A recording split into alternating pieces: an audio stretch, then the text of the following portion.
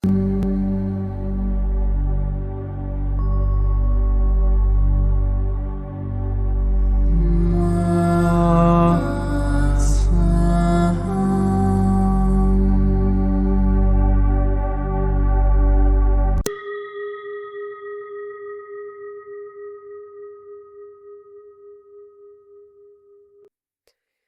qui suit est la transcription d'un échange entre Mathias de Stefano, désigné ici comme moi, et son soi supérieur, désigné comme je suis.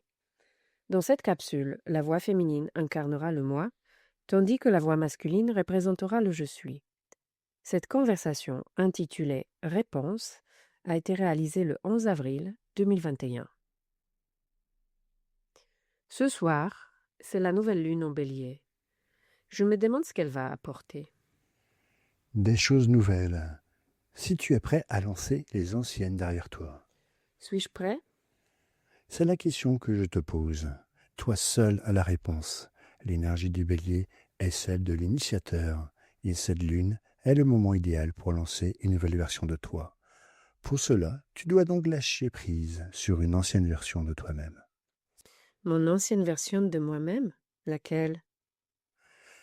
Celle qui doute d'elle-même, par exemple. Je doute de moi? Tout le temps. Que s'est-il passé hier ? Eh bien, oui, c'est vrai. Je doute même de ma propre santé mentale. Je parle des canalisations.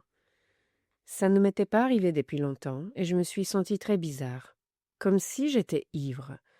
Dans quelle mesure cela me fait-il perdre mon équilibre? Tu doutes de quelque chose dont tu ne devrais pas douter. Pourquoi? Hier, nous avons répondu à toutes les questions fondamentales sur qui tu es, sur ce que tu es. Et tu n'as toujours pas compris ? Je suis une option parmi des milliers à travers le temps et l'espace.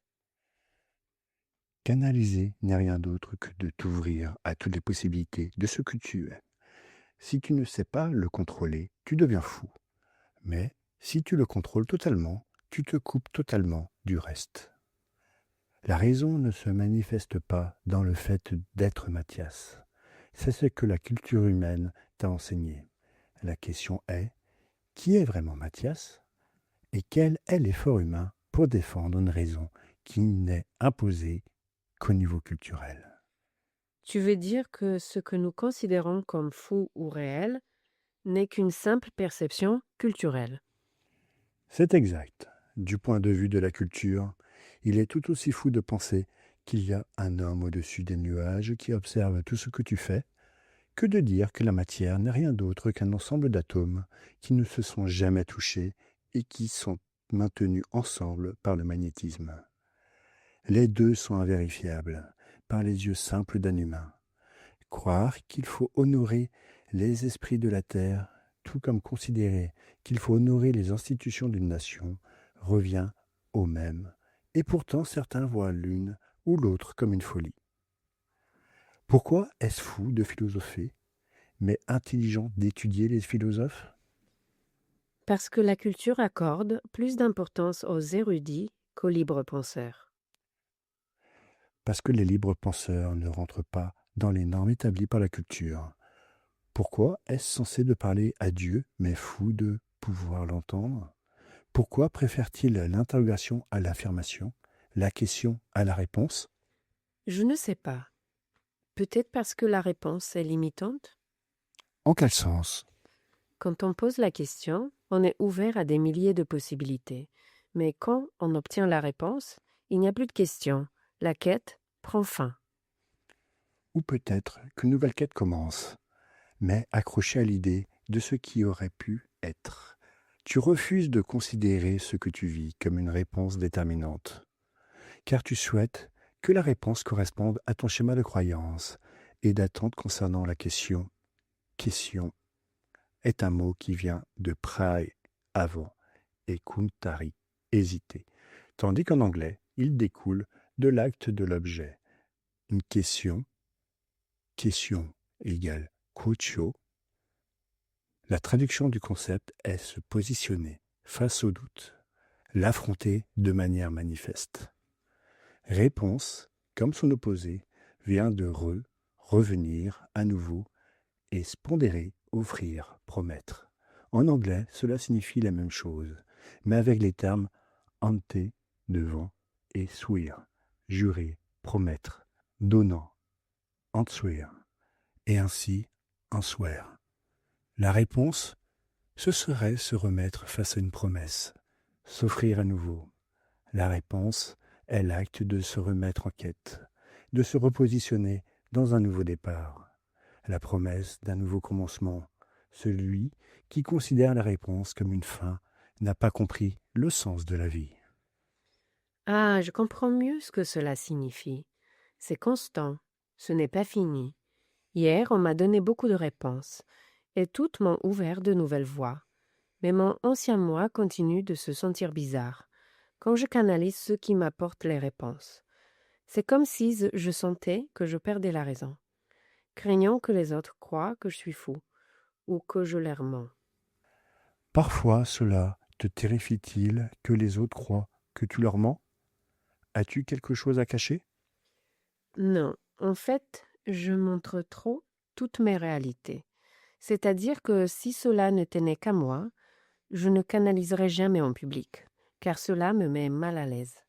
Je vais être un éducateur, pas un spirit. Parfois, mon ancien moi a l'impression que chaque fois que toutes les autres facettes de moi-même apparaissent, elles ne font que ruiner sa réputation, sa capacité à générer un réel changement, car il serait alors considéré comme schizophrène. Si la réponse t'est utile, qu'importe qu'elle vienne d'un fou, Comment ça? l'esprit humain surestime la raison, pensant que quelque chose n'est utile que s'il provient d'une source sensée. Je me demande, qu'est-ce qu'une personne sensée? Pourquoi le sujet continue-t-il d'importer plus que l'objet? Si un fou crie une grande vérité, celle-ci deviendra-t-elle un mensonge? Je ne crois pas, non. Alors, quelle importance a l'état d'esprit de cette personne? Les réponses ne sont pas des certitudes, ce sont de nouveaux départs. Souviens-toi, même si tu mens dans tes actes, tu ne mens pas dans tes paroles. Même si ton histoire n'est qu'une supercherie, tes réponses ont ouvert des chemins et changé des vies. Vous les reconnaîtrez à leur fruit. Matthieu, chapitre 7, versets 15 à 20. Cette phrase parle des faux prophètes. De ceux qui disent une chose et en font une autre, de ceux qui enseignent une vérité mais vivent dans le mensonge, de ceux qui, de manière incohérente, cachent leur véritable objectif et intention. Le fruit qu'un arbre donne est à l'image de l'arbre. Si tu as donné de bons fruits, et par tes paroles tu sèmes la cohérence dans le monde, ton arbre peut avoir les couleurs et les formes que tu souhaites. Ton arbre peut être un refuge pour de nombreux autres êtres qui enrichiront ton message. Hier, l'être obscur, que j'ai canalisé à parler du doute, du fait que le moment est venu, pour le chemin, de se purifier de ceux qui continuent de croire en l'enfer, de ceux qui continuent de croire en la lumière, de ceux qui persistent dans la lutte ou le doute, ceux qui cherchent des réponses uniquement pour s'éclairer ou se réjouir de leur attente. A-t-il dit, ce n'est pas leur chemin. Ne gênez pas, a-t-il dit en quelque sorte. De temps à autre, il rapproche l'obscurité pour que la tâche ne soit pas alourdie par le jugement. Pourtant, il éveille le jugement. Eh bien, tu ne peux pas savoir qui vit dans le jugement tant que tu ne leur donnes pas quelque chose à juger. Et c'est là que tu peux voir qui vit encore dans l'incohérence. J'ai encore des jugements. C'est pourquoi cette semaine émotionnelle du bélier commence avec l'intention de purifier ses jugements. Ce combat émotionnel contre toi-même.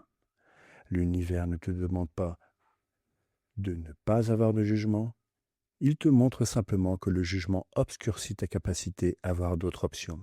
Celui qui juge se ferme à la particule qu'il est, devenant petit face au cosmos. Le message que les maîtres ont transmis hier était qu'ils effectuaient une réconfiguration vibratoire en nous en tant que réseau.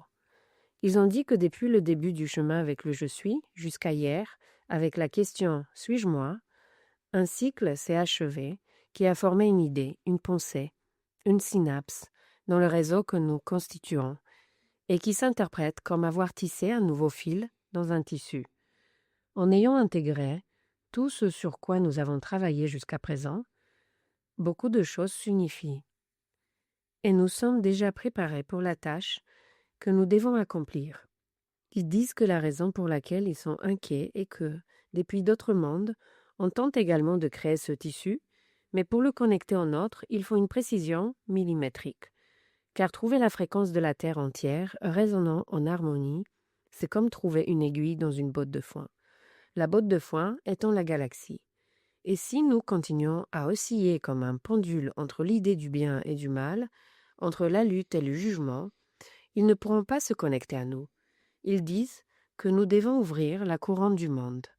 Et c'est pour cela que la planète s'y est préparée, que tant le subconscient, l'inconscient et le conscient ont le mot couronne en tête, à cause du coronavirus COVID-19.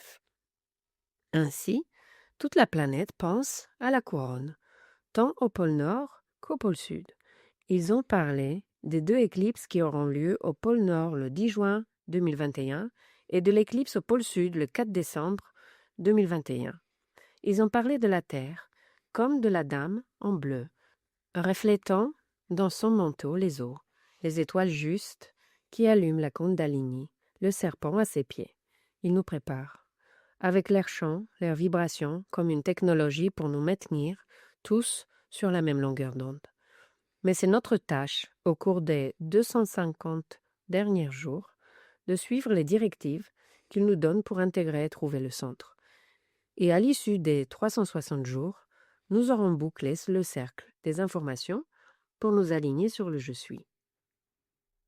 Au-delà d'être un parcours éducatif et informatif sur les concepts philosophiques, ceux qui savent très bien pourquoi ils sont ici comprennent que chaque jour, on travaille sur une nouvelle réponse, nécessaire pour continuer à avancer dans une mission, pour reconnecter le réseau de pensée et l'étendre à toute la galaxie.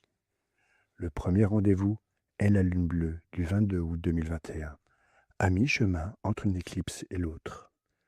Et le dernier sera le 22 février 2022. Là, tu obtiendras davantage de réponses. Pour continuer. La question est de savoir si tu continueras à avoir davantage de questions. Toujours. Je te conseille de ne jamais cesser de douter et de te poser des questions, et de ne jamais t'arrêter lorsque tu obtiens des réponses. Mais je te conseille aussi de ne jamais douter de toi-même, car la réponse, ce sera toujours toi. Oui, je comprends. Pour accomplir cette tâche, que l'on croit en moi ou non, c'est moi qui dois croire en moi, car toutes les réponses se trouvent en moi. Et cette nouvelle lune en bélier, je prends la résolution de cesser de douter de moi, de faire confiance à ce que je suis, car chaque être que je canalise, c'est moi-même. Et je ne dois pas avoir peur de l'être. Je dois faire confiance à ce que j'ai créé pour moi, en considérant le jugement comme une tradition culturelle et non comme une attaque personnelle. Je dois accepter en moi que ce que je suis venu faire, je le ferai du mieux que je peux et je le livrerai de la manière la plus adaptée à ma propre cohérence. Je prends l'intention d'élargir mes réponses pour m'encourager à chercher davantage de réponses, car je m'offre à moi-même dans la promesse que nous sommes le monde, nous sommes la Terre, je suis la Terre et en moi résident toutes les réponses. Les mécanismes de réponse biologiques, émotionnels et mentaux réagissent en fonction du niveau de conscience et de l'interprétation mentale de la réalité. C'est pourquoi tu dois être la réponse que tu veux entendre du monde. Devenir la réponse. Car aujourd'hui, le monde répond par le jugement et l'agressivité. Car l'humain vibre dans le jugement et l'agressivité, dans la séparation et la frustration, la haine, la lutte. Ainsi, cette semaine, nous travaillerons sur ces réponses réactionnelles, afin que tu puisses répondre correctement au monde. Et être la réponse. Ainsi, la sagesse vivra en toi. Je te pose donc la question, qui es-tu ? Je suis la réponse.